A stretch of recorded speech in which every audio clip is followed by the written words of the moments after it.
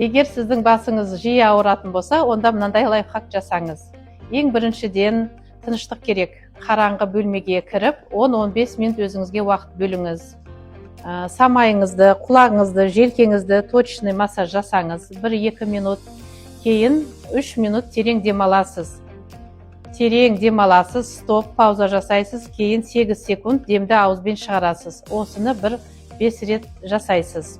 Егер оған да қоймай жатса, мигреннен бас ауыратын болса, онда самайыңызға, желкеңізге мұз қоясыз. Ол да 2-3 минут мұз қоясыз. Егер сіздің басыңыздың ауырғаны омыртқадан, еттеріңіз тырысып, нервтен болатын болса, онда бұл жерге жылы компресс қою керек.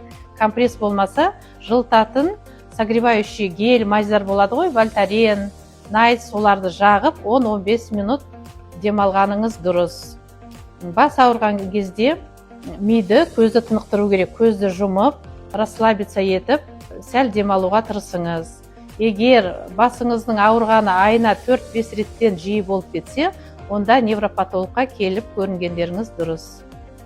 Бұдан да басқа лайфхак пен пайдалы әдеттер менің Instagram парақшамда. Маған тіркеліп, қолдап отырыңыздар.